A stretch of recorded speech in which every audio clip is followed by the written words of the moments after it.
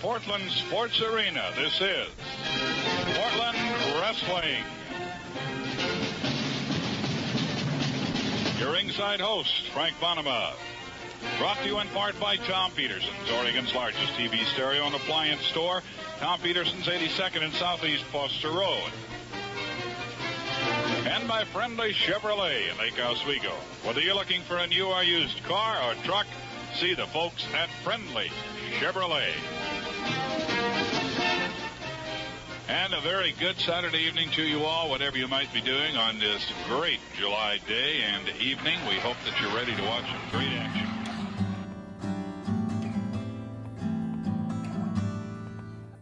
And welcome back. I'm glad you've made it all the way to 1970.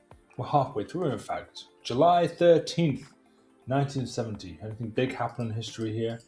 Well, I'm not sure. Our little corner of the world is the Pacific Northwest. We're based in Portland, and what we do is we run a wrestling company. Me and Don Owen and Gary Hart, we run this whole business. Out of Portland, of course. We haven't branched out and spread our wings too far yet. But we have hopes. We have hopes and we have dreams. And we want you to be with on these dreams.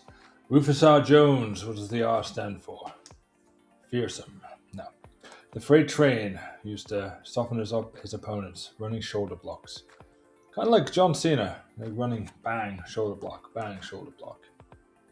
No, maybe not. Angelo Poffo, gone from BTW Detroit. Is he going to start up his own wrestling company? Angelo Poffo, as we know, the patriarch of the Poffo family, the Savage family. Or maybe not, depends. Leaping Larry, or Lanny Poffo was his name. The genius. He used to read poems with a voice like this. He also passed away not too long ago. And his very famous son, Macho Man Randy Savage. Okay, let's have a look. Bill Parks' jealousy. Bill Parks, he's not the guy who makes... No, that's Reggie Parks, the guy who makes belts. The famous story with Reggie Parks and Owen Hart pranking his dad, Stu Hart, and saying it was Reggie Parks on the phone. And he's like, if you wanted to test me, kid. And Owen Hart ribbed his dad and made him believe it was Reggie Parks. Retirement for Al Costello, one of the kangaroos, the fabulous kangaroos, mate, from Italy. Okay. Got a lot of names, a lot of voices here. And he's retiring. I don't think we're going to give him a last run. The Destroyer, he doesn't look fully fit, but apparently he's fully fit. He had some sort of minor injury there. Okay. Terry Garvin is hurt. Thunderbolt Patterson joins WCW. It's not the WCW that you know, not World Championship Wrestling based out of Georgia. We're talking about World Championship Wrestling based out of Australia. And it looks something like this. It's this one. Member of the National Wrestling Alliance, and it's run by Jim Barnett, the infamous Jim Barnett. I don't know if this was the logo or not. It looks a bit too futuristic for the 1970s, but there you go. In 4 days, we've got a TV show. We're going to book. We had Antonio Iannucci, victorious, defeating the Claw after the last event. And we're leading up to Redwood Rebellion, which is sort of our backlash after the Legend of the Thunderbird show. And at Backlash, the WWE, how they book it, kind of a lot of rematches from their WrestleMania. We don't necessarily have to do that. But we'd like to see Antonio Iannucci and Kamata tearing it up once again because they are our number 1 and number 2 wrestler. Dean Ho, 29. He is, he's older than Iannucci. I always picture him in my mind as younger. And he's doing very well there as well. Next big things, Donna Christianello, and we're giving her a big push. Has she lost a match since coming in? Not sure. Dickie Murdoch, Texas Outlaw. He's quite unhappy at our promotion right now, but he's saying he's going to be the next big thing, or one of them. Frankie Von Lane, who just had a name change and a gimmick change for him. Third best star we got coming up. Bobby Shane, he's new to the company, but already touted as one of the next big things. Hot prospect list, looking about the same thing, but Dusty and Roddy are not making the next big thing list. And Dusty Rhodes is going to be the biggest thing, baby. The biggest thing you ever seen, Stardust. The greatest. Anyway, talking the talk. No, he's not on that list either, but we've got Freddie Blassie. Extremely impressive charisma, extremely impressive microphone skills, and an impressive star presence. Of course, he's involved in a major feud with Moondog Mayne. I've got Ray Stevens here, who I'm thinking is going to turn up on every one of these lists. Top of the tree at the Showstoppers. Ring Generals, number 2 there, but a very kind number 2, because number 1 is Antonio Inoki. And who's on the hot list? This is a very important thing to see. So even though Antonio Inoki is our top star and he is the champion, has had a really good run, the fans, they perceive Dean Ho to be the bigger babyface star. It's a question. If we're thinking ahead, what should the next show focus on? Should we call Antonio Inoki off for a bit? I'm sure he won't like to hear that. We can give him a break. Dean Ho, maybe give him a run in the top feud, maybe with a belt. Tony Bourne, the fans love Tony Bourne. Carl Von Steiger, he's the top heel, according to this list. Of course, Tor Kamata is on the franchise player list here, but who's hot right now, temporarily, currently? Carl Von Steiger is way up there. And him and this feud with Eric, the Von Steigers, and Eric here is kind of captivating the fans' attention, so this one will have to resolve as well. And nobody is not hot. That's interesting. I'd have thought, I thought Paul Diamond would end up on that list. The whole list just of Paul Diamonds. Let's advance. Frenchie Robert from New Brunswick, Canada. This is the first time I've heard of this fella. He is the protege, or rumoured to be, of Whipper Billy Watson. And the whip taught him the whip crack. Anybody seen what the whip crack looks like? I'm not sure. Terry Funk is dating, alright. Look at him there, young Terry Funk, so innocent, just grew his first moustache. He's not middle-aged and crazy yet. He is young and in love. Kathy Starr are now a couple. We have to look up who Kathy Starr is. Reset. Kathy. Kathy Starr, 34. So she'd be older than Terry at this point, isn't she? Yeah, young Terry Funk. Young Terry Funk is being taught a thing or two about life by Kathy Starr, and she is based in Midwest there, Phoenix, Arizona, wrestling 17 years, so you can just add up here and see she was very young when she started. Reputation, star quality, and the sex appeal, 73, that's what Terry sees in her, and a lovely personality, of course. Anything here which is kind of a homebody, keeps kayfabe. Okay, that's good. Can't play comedy, dominant, offbeat. She can't play offbeat, unstable, so I guess Terry Funk is going to have to be crazy enough for the both of them. But homebody, that means that she will not leave the Midwest. If we was going to negotiate a contract, though, no, at the moment we would not have to pay her travel. You see, there could be different ways around you could find talent. She could be somebody we could bring in. Not too bad. To our burgeoning women's division. Hardly any charisma though. Star quality is lacking, but then again, she seems to be wrestling very good enough at wrestling. Not a name in the Northwest per se. You see, we got Kay Noble. She's got much better skills. And she's younger, and now popularity, okay, it's not great, but if you look at it, it was. If you look, it has increased. I tell a lie, it has not increased. Never mind. Okay, what else is happening in the news here? George Steele. A young babyface George Steele. Meet Johnny Powers, the NWA North American Heavyweight Champion. There we go. Sunday Scott is moving on. So he's one of the famous bookers for the WWF, I think. Before, but he's leaving. He's leaving there. He was a wrestler. He's not got any kind of backstage thing going on now, but he's moving over to probably work exclusively AWA and Stampede there. Okay.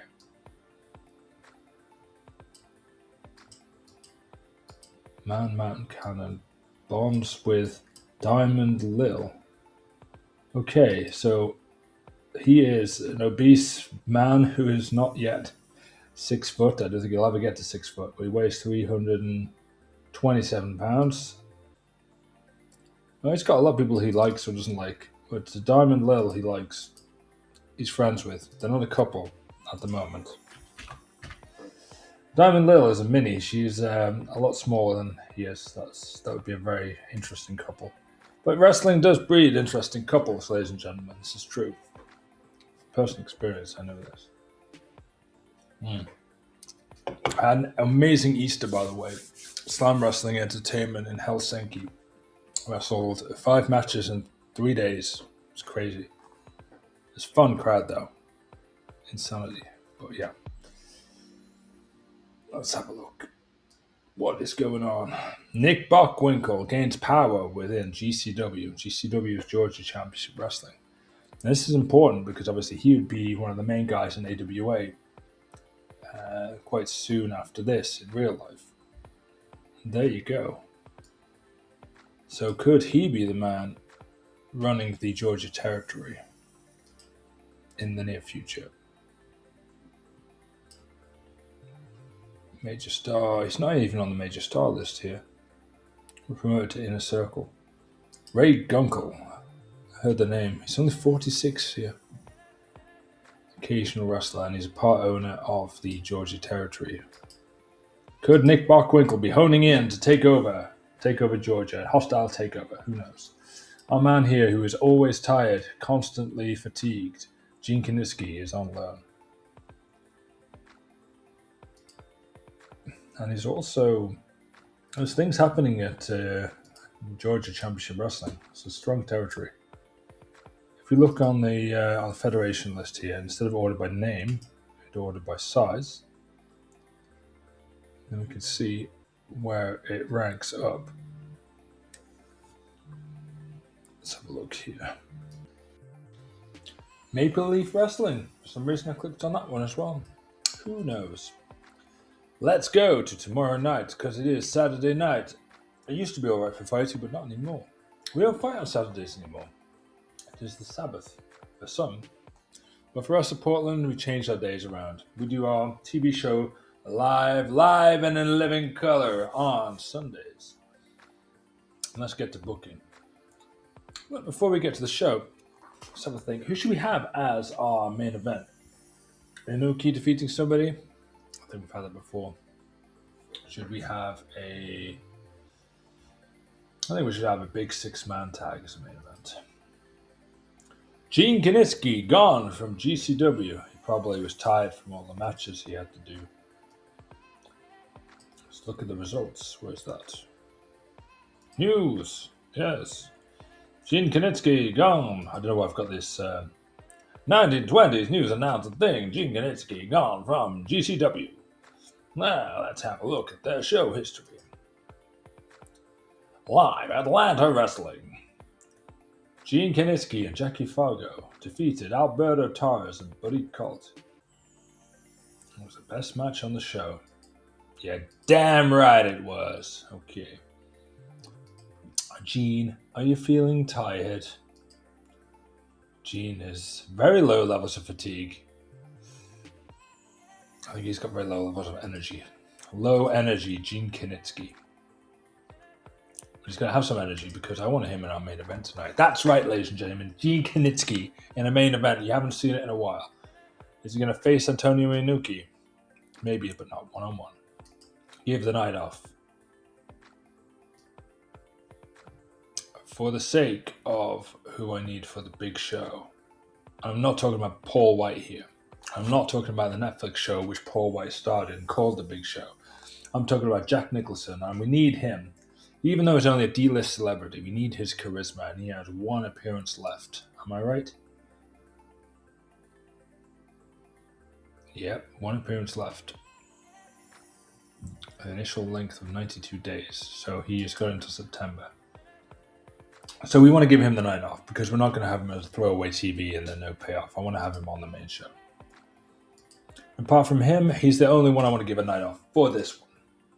Tonight's venue, is there even a question? The Portland Sports Arena.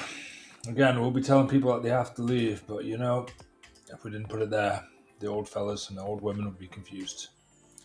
The meeting, what ideas do we have left? Bobby Shane, his storyline, we can't do that just yet. That's too risky. Creative finish, we love a good creative finish. Likely to succeed. Done. Gimmick idea. A new gimmick. No. Character idea. Again, we could use that on Dickie Murdoch. Yeah, why not? Oh, but it's on Moondog Main specifically. Well, we'll throw it at him. We'll throw the Moondog a bone. Angle idea. Talk Kamata angle idea. We're going to be using him in an angle today. Okay. So the three things we chose there, the Bobby Shane thing we can't do yet because of the whole... the storyline has to go a month before anything happens. The finish, I'm going to use that in the main event for our 6-man or 8-man tag. See what I choose to do. Moondog main character idea. We'll start that off straight away. And a Talk Kamata angle. Because last time we ended up the whole ring filled with smoke. The Evil Enterprises, they left, leaving Antonio Inoki there by himself. And we're gonna go and roll the dice, flip the coin, hide something somewhere, because, hide the kids behind the settee. The Daleks are coming out. We're gonna do locker room incidents. Paul Diamond almost got into a fight. How'd you almost get into a fight? You're either in a fight or you're not in a fight. I don't know. Raven. So, Paul Diamond almost got into a fight with Ivan Kamarov, and he caused some damage to his rental car and refused to pay for it. Yeah, well, screw you, Paul Diamond.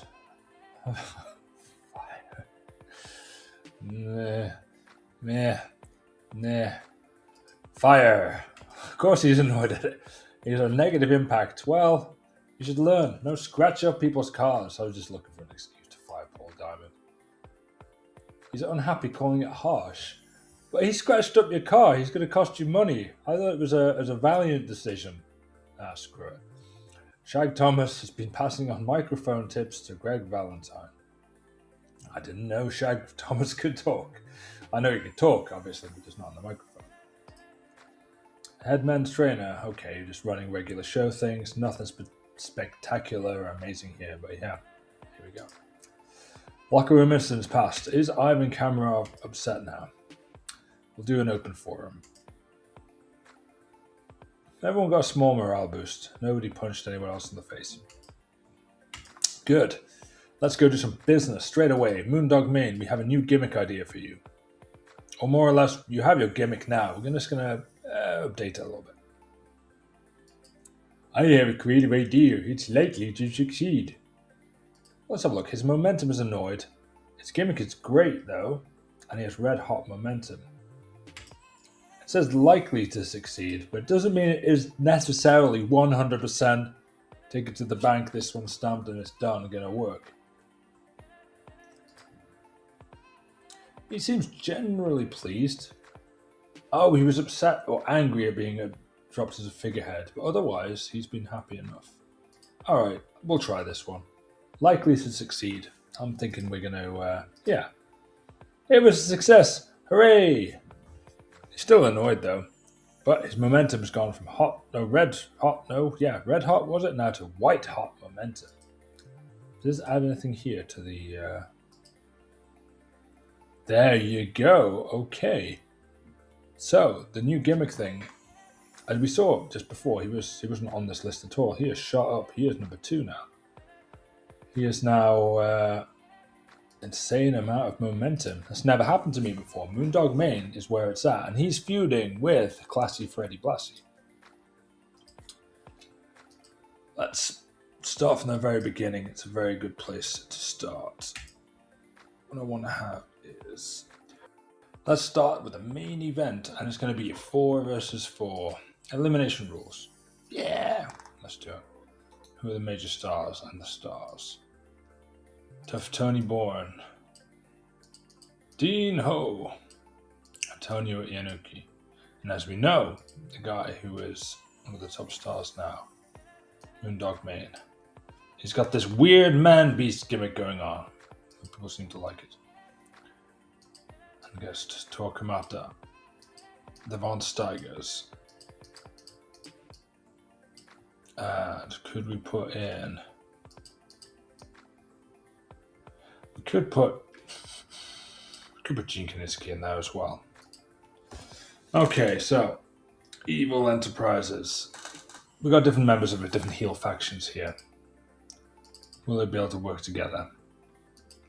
I'm not sure they will. Moondog Main. Storytelling. Open match.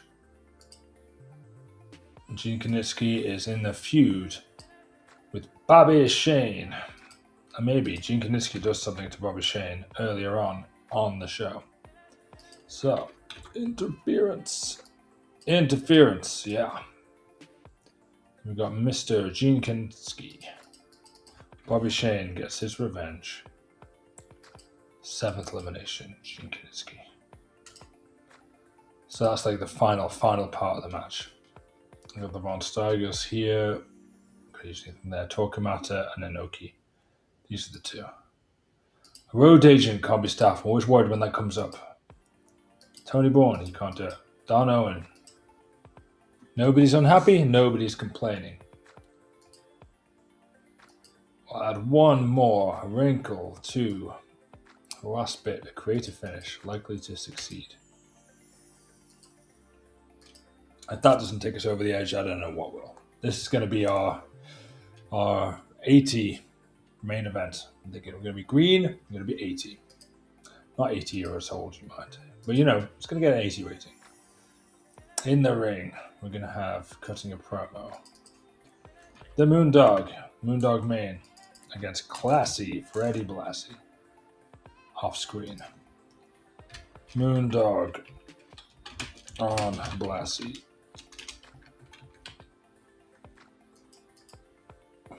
Just a little promo there before the match.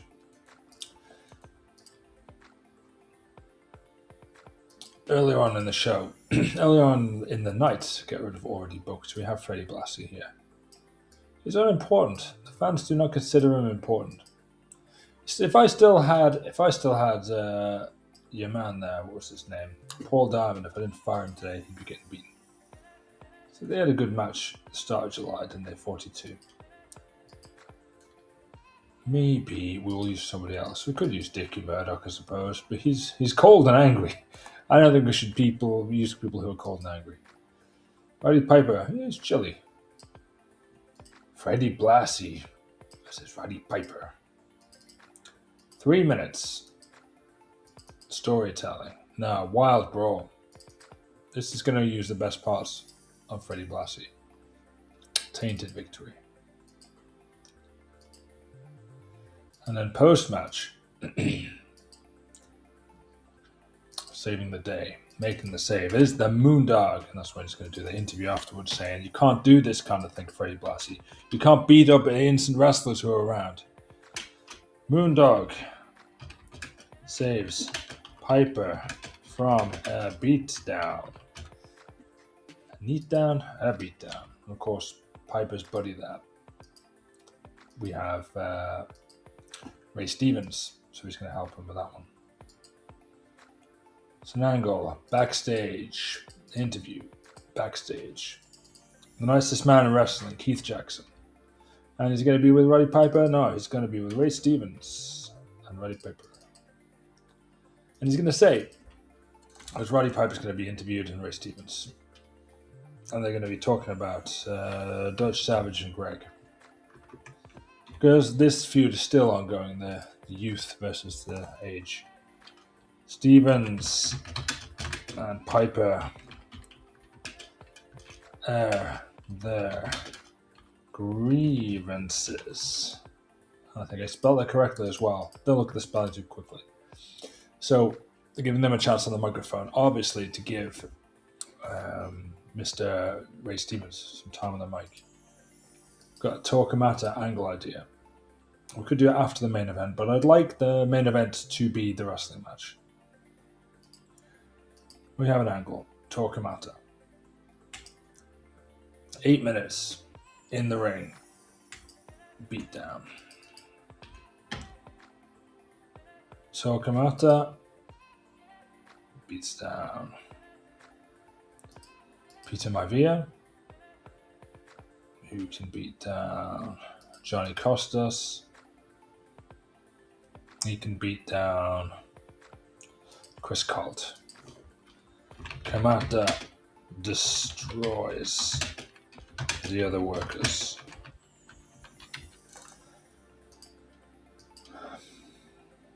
And then we will add the angle idea here.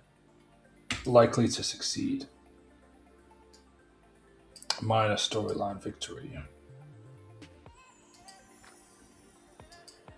And we're going to see if we can do this without Antonio Inoki being involved. So, some undercard wrestlers are holding an exhibition in the ring for the crowd during intermission. Suddenly, Kamata appears at ringside and stares down the lads in the ring.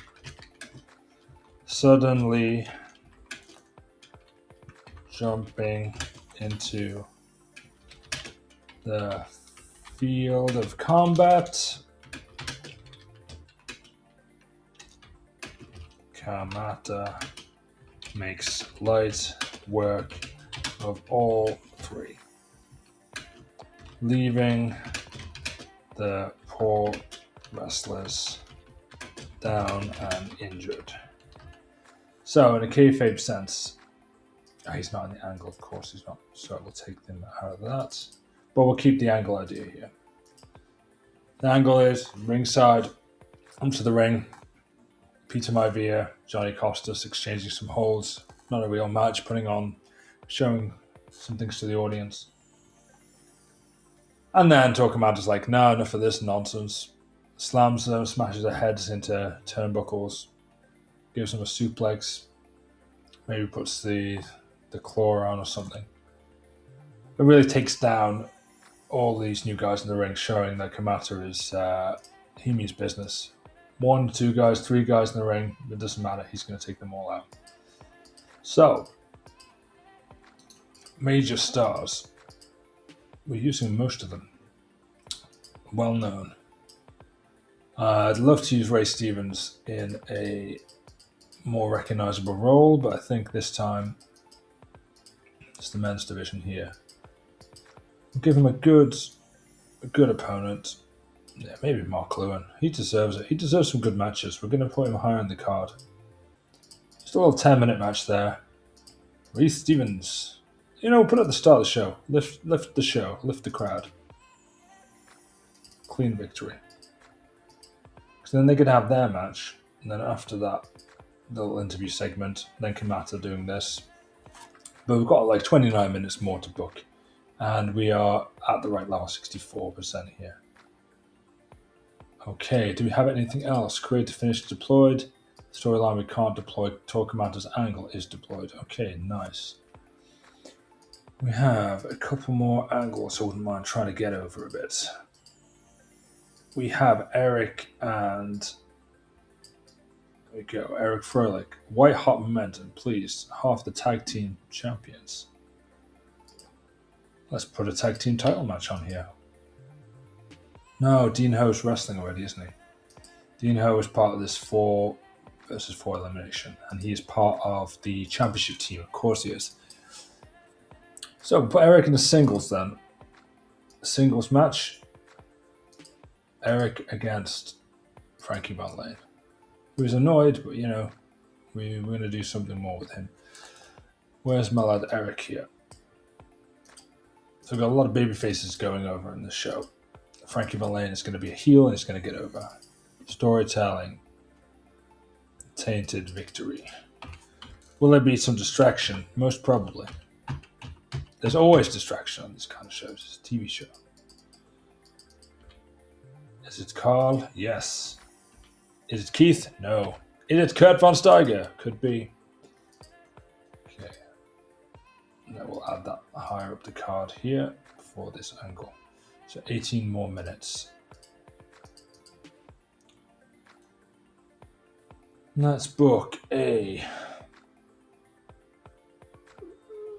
Do we have a battle royal for 6 people? No, maybe not. 5-way singles? We haven't had any 3-way, 4-way singles. We could do that, I suppose. Or a singles match. What's the women's division looking like? Donna is doing well. She didn't... Let's have a look. She wrestled... Yeah, the 12. She wrestled last week. Defeated Mary Laverne.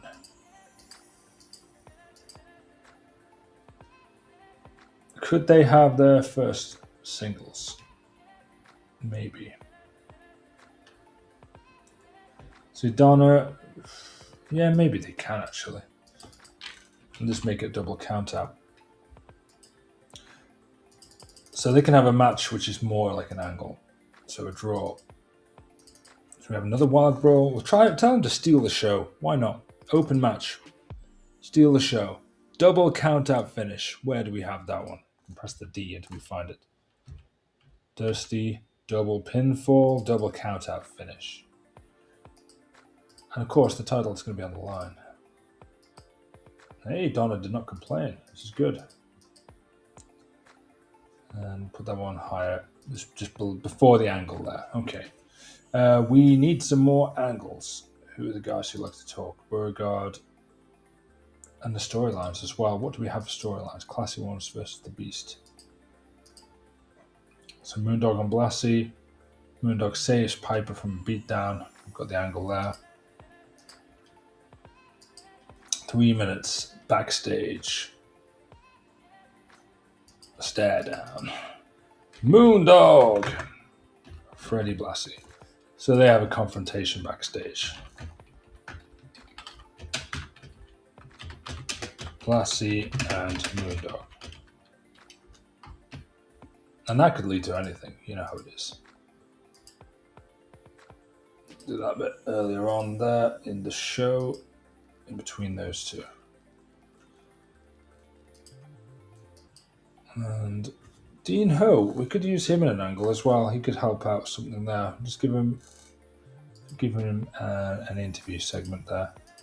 He seems very over as well. Because people can be forgiving if we're thinking about wrestling theory here. People can be very forgiving if cutting a promo backstage interview. Keith Jackson, again, say it with me now, nicest guy in wrestling. Dean Ho. And he is, I say Beauregard, Gary Hart, all these people. Dean Ho addresses evil. Then we're talking about the evil access. He's not putting up with it anymore.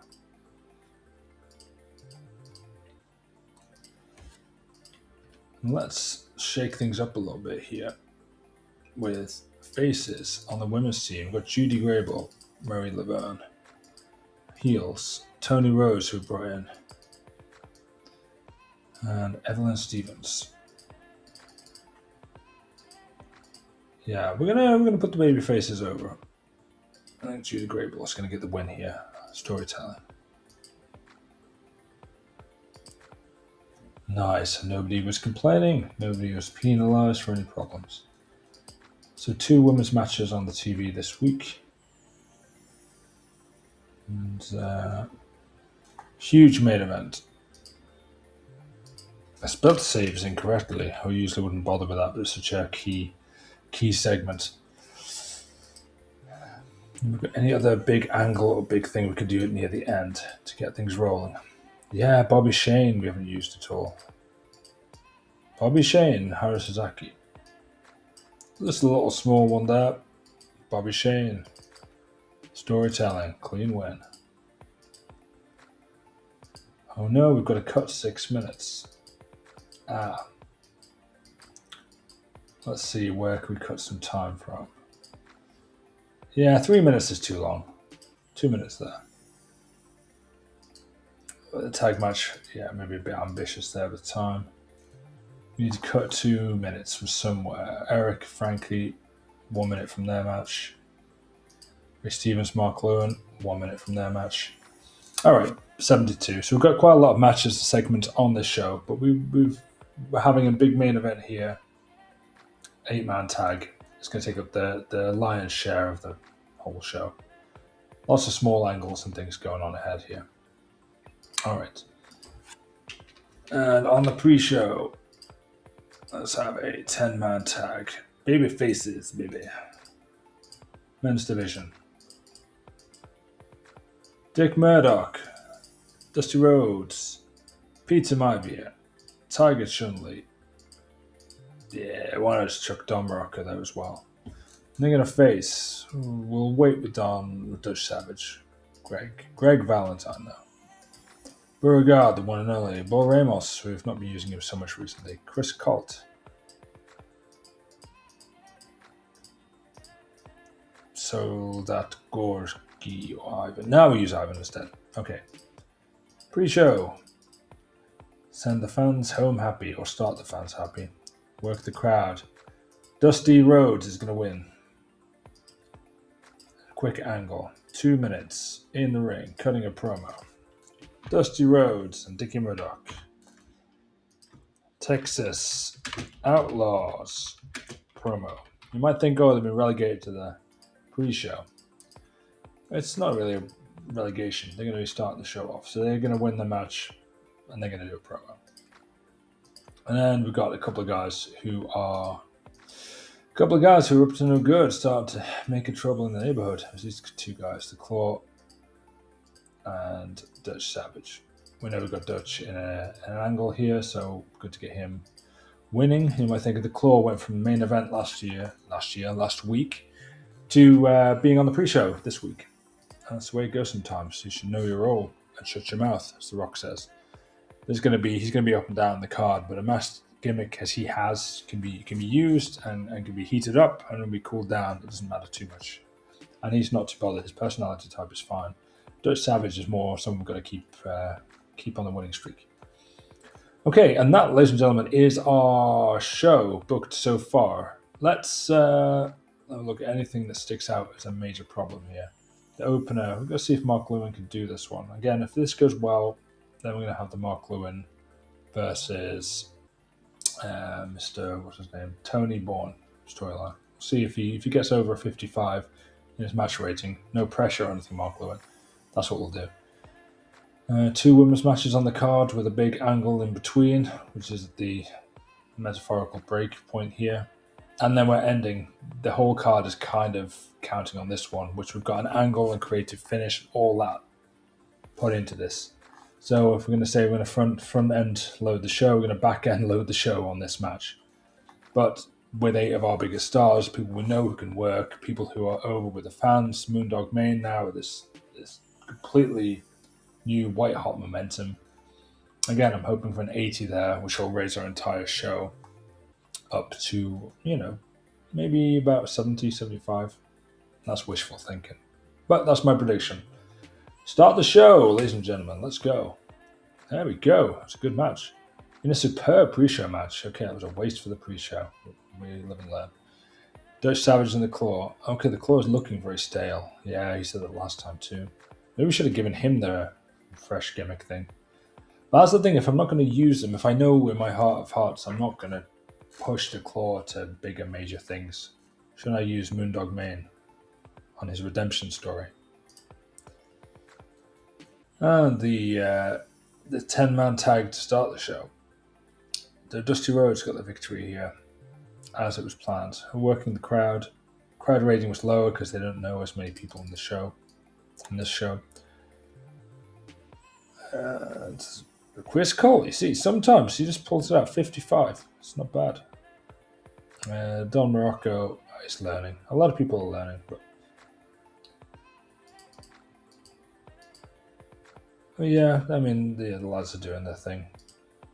And then, Dick Murdoch struggled, but Dusty Rhodes did well. Got to 33. That doesn't affect our show rating, it's just our lead-in. And if our lead-in is expected simmering, I think that's good. A 70. Wow. And this is how you start off a wrestling show. You put in Ray Stevens, who can work with anybody. We've got a young Mark Lewin here on his way up. I think, it is time now to put him in this feud with Tough Tony Bourne. Remind me of that one for the next one. Superb wrestling and a decent reaction from the crowd. Okay. Excellent stuff. Start the show with a 70. And then the interview here. Ray Stevens and Roddy Piper talking about Dutch Savage and Greg Valentine about what they're doing here. Ray Stevens benefited from having a groundswell of public support. And that's what we like to see. Woo, and a good match here. Frankie Von Lane defeated Eric Froelich after using a foreign object. Wouldn't every object that he used be foreign? Maybe not. That's the whole Danhausen argument. If you use teeth in the ring, is it a foreign object? Because, teeth are in the ring to start with if they're in your mouth. Because, Anyhow, the feud continued with this one. And obviously the Von Steigers were around. Von Lane used a foreign object. Eric didn't stand a chance here. But he's always going to fight for the sake of good. And he's going to come back. An average interview. Okay, Dean Ho was poor while trying to improvise dialogue. We should have maybe written that for him. And this is our lowest rating so far on the event. That's a shame. Maybe we should have these two in the interview against him. But we got such a better result. But hey, that's life. Moving on. 60, and this is a good angle. Backstage, Freddie Blassie and Moondog Mayne. And they see each other backstage, get into a bit of a scuffle, not really into a fight though, and get separated. And the crowd at the end was very hot. They want to see this. Anything involving Moondog Mayne right now. And the women's title match. Got a women's title match on TV, but it ended in a double count out after 6.5 minutes. And they tried to go out, steal the show. Donna Vivian's storyline gained in this one. And they got a 56, which is really good for our fledgling women's division, which we're trying to get to this next level. We're getting better and better ratings. Oh, the angle idea was a failure. But imagine if it was successful, because this got a 74, as it was. So the undercard wrestlers were doing their thing at the intermission. Kamata runs down to ringside. Or he just strolls down casually. Jumps in the ring, beats the living bejesus out of all three of them, scares the hell out of the audience, and then he just leaves. 74 rating. So, in the tag match, again, this was just to kind of warm the crowd up again. They're very hot at this point. We haven't cooled them down yet. Storytelling match. And they got a 49. This is pretty good. Judy Grable was the standout performer with 47. The kangaroo flip. Crowd still very hot. A very short match here. We try to use Roddy Piper and Freddie Blassie like a limited capacity, or use them what they could do. But I mean, if you said anyone anywhere, it's like, yeah, you could see Freddie Blassie versus Roddy Piper. You'd be like, yeah, I want to see that match. What are they going to get up to? But on this particular show, the worst rating on the card. It's just because how the game is designed and made. But this is by design, essentially. And then the angle, we got Freddie Blassie now taking any kind of frustrations and anger he's got out on Roddy Piper. The Moondog made it to save, so they're gaining heat for their angle. The Moondog is the hero now, and people want to see him. And Bobby Shane going from strength to strength. This is his third show now. Third show in a row for us, but his third show overall. He's not been doing much. But the hot new move, the crowd seem to like him. In-ring performance is really good. And Moondog Mayne doing an interview. It didn't get the best rating here, but we like to see this green. And it lost a bit of heat, but of course we've gained heat through the show, so it's going to average out. The crowd is very hot, and now we're going to get to the main event. This 8-man tag, everything is hanging on this. We've had some good matches so far, but I'm looking for at least a 75. But I'd like it to be 80. 76, okay. Completely in between of my two levels that I wanted it to be. And look at all these lovely storylines, because that's what you want to do with a TV show. Create a finish was a success. Each and every one of these storylines. The Dean Ho versus Evil, got a bit of that one in there. That advanced to the segment. The All Germany feud, because of course, we've got these lads in this one. And that gained heat. Knitsky versus Youth with the Bobby Shane dealio, because he had come in and attacked Gene afterwards. And Inoki and Kamata gaining heat. So the MVP of this one, both Inoki and Kamata, it was these two. So again, sorry, Dean Ho. Completely missed that one. Sorry, Dean Ho. No disrespect. He got a 72. Moondog Main got a 63. We know he's got a huge groundswell of support. Excelente. We'll finish the show. Overall rating 72. See, we're getting the kind of ratings I like to see now. We're growing. The financial report here. Again, every single show we're making money. We're in the black. $2.25 million. On the popularity, we have increased, but it won't show on this one. Maybe until the next show, 62. We're going to get that to 63. Don Morocco is the profile in question right now, and we've shown that we are gaining momentum, making feuds happen. I'm going to start some new feuds off. We are...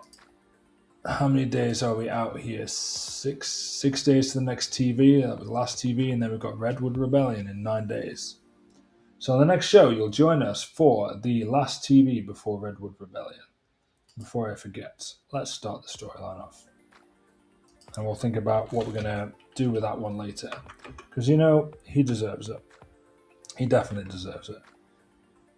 We'll just add it here now so I do not forget. Bourne and Mark Lewin. Because they are going to... We'll have to write why they're feuding. What's the reason that Mark Lewin and Tony Bourne have a grudge against each other? Because we've got to say the undercard MVP of the entire show so far has been this guy. 33. I wouldn't say anything super amazing stands out here, but he's been doing very well. He's had a good range of matches, and he's been always there, not complaining when he's losing. He's got a good gimmick, and he seems to be doing well. Good look and everything like that. So him in a feud with a beloved babyface like tough Tony Bourne, I think that's going to be money. That's going to be like the undercard feud that we've been looking for. But we'll explore that and much more on the next episode of TEW and Beyond, exploring the Pacific Northwest Territory from 1970. You can now resume your lives in the year of 2026, or wherever you happen to be.